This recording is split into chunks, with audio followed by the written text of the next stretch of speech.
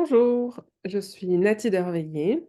Je suis évaluatrice de manuscrits avec de l'alpha et de la bêta lecture et également accompagnatrice en écriture, ce qu'on appelle couramment coach d'écriture. Aujourd'hui, je vais vous dévoiler un des secrets des plus grands écrivains de la planète, les plus grands écrivains à travers tous les temps. Ce secret se résume en une citation, dirais-je, qui est la suivante: «Moi, mon prof, c'est la littérature».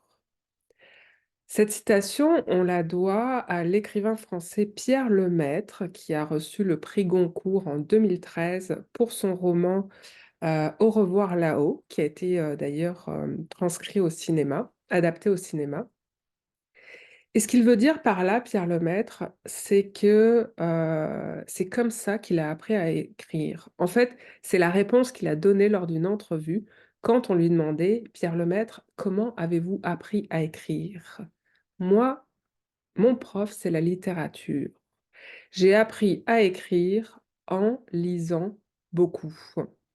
Et il n'est pas le seul, Pierre Lemaitre, à dire que la lecture, eh bien, c'est la première leçon d'écriture.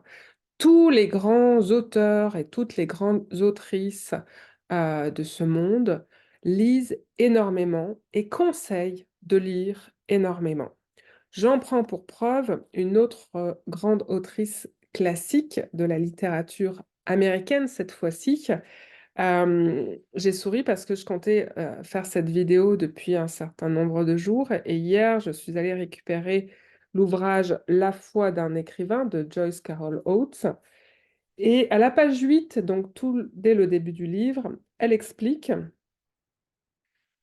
«Sans métier» alors pardon, je recommence. «Il est indispensable de considérer cet art, l'art d'écrire, comme un métier. Sans métier, l'art reste du domaine de l'intime.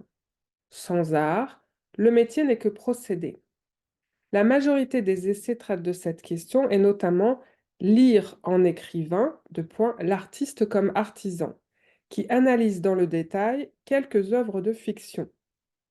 Il faut encourager les écrivains jeunes ou débutants à lire beaucoup, continuellement, aussi bien des classiques que des contemporains, car si l'on ne s'immerge pas dans l'histoire de cet art, on est condamné à demeurer un amateur, quelqu'un pour qui l'enthousiasme constitue 99% de l'effort créatif.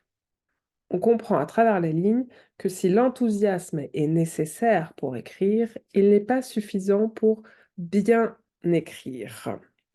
Alors lire beaucoup, c'est une chose, et l'erreur que je vois très fréquemment chez les jeunes auteurs, les auteurs débutants, c'est que, oui, ils me disent qu'ils lisent, mais ils lisent toujours le même genre littéraire. Il n'y a pas de diversification dans leur lecture. Donc, par exemple, s'ils écrivent de la fantasy, ils ne lisent que de la fantasy. D'ailleurs, ils ont décidé d'écrire de la fantasy parce que ce sont des grands lecteurs de fantasy. C'est pareil pour la romance ou pour le polar.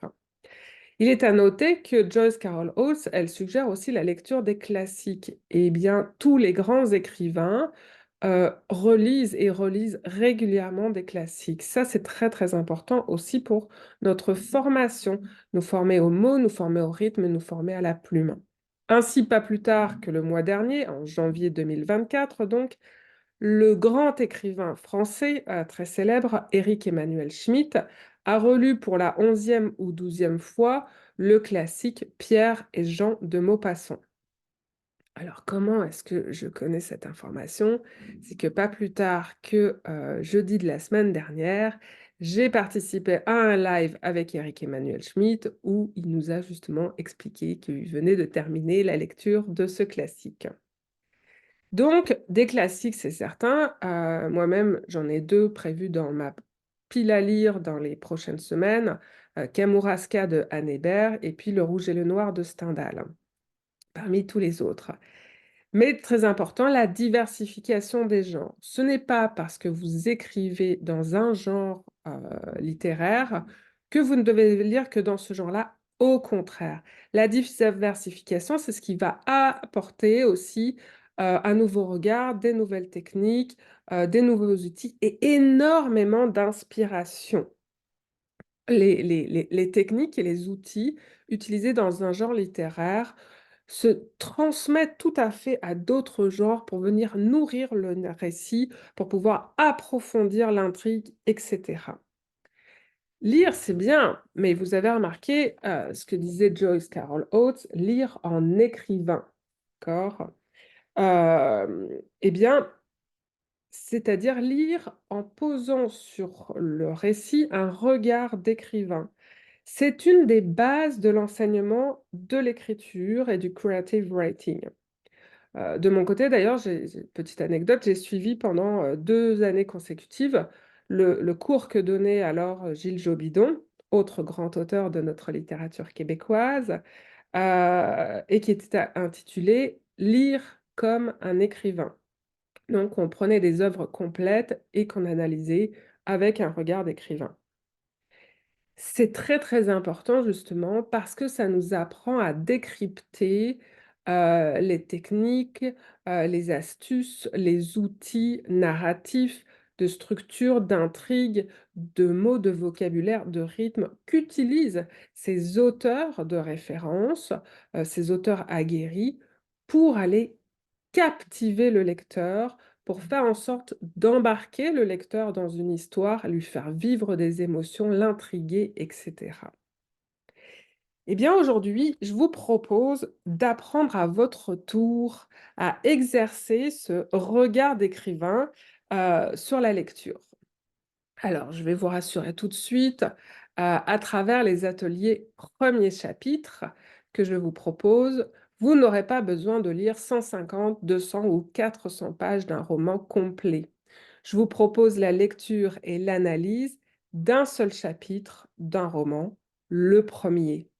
Et celui-ci est excessivement important parce que c'est celui qui va définir si le lecteur est séduit, hameçonné, comme on dit, comme un poisson dans l'eau, et qu'il va suivre le narrateur, suivre l'auteur jusqu'à la dernière ligne, jusqu'au point final. Pierre Lemaître, d'ailleurs, racontait dans une de ses entrevues que pour son roman, je pense qu'il s'agit du roman Le Miroir de nos peines, publié en 2020. Pour ce roman-là, il a réécrit 22 fois son premier chapitre. C'est vous dire si cette partie, ce commencement d'une œuvre, d'un récit, est importante et particulièrement peaufinée par les écrivains et les écrivaines, y compris de best-sellers et encore plus de best-sellers, dirais-je. Donc, c'est la raison pour laquelle c'est fort intéressant de, d'aller étudier ce premier chapitre-là.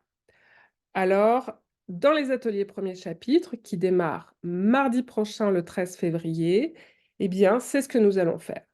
Pendant toute ce premier semestre, de février à juin, je vous propose un rendez-vous mensuel chaque deuxième mardi du mois pour étudier un roman différent, dans un genre littéraire différent, et uniquement ce premier chapitre que je vous fournirai bien sûr dans les documents. Alors, ça vous permettra justement d'exercer votre regard d'écrivain, d'acquérir des outils, de comprendre les techniques narratives qui sont utilisées par les plus grands. Et en ce moment d'ailleurs, vous pouvez profiter de très très beaux rabais pour vous inscrire. Donc, regardez le code promo qui est dans le courriel dans lequel vous aviez cette vidéo. Eh bien, avec l'un, vous avez 20% de rabais pour vous inscrire sur 3 ateliers. Et avec l'autre, vous avez 30% de rabais si vous vous inscrivez à la session complète, donc les 5 ateliers. Et puis rassurez-vous, si vous ne maîtrisez pas tout de suite l'entièreté de votre emploi du temps et que vous ne savez pas où vous allez être le 12 mars et si vous allez être disponible, eh bien ce n'est pas grave parce qu'en vous inscrivant, vous aurez quand même accès aux documents et surtout à la rediffusion de l'atelier. Donc, c'est tout bénéfice pour vous. Alors j'espère avoir le plaisir de vous y retrouver. que nous soyons un joli groupe pour partager ensemble cette expérience et surtout pour faire en sorte que vous appreniez à mieux lire pour mieux écrire. À bientôt!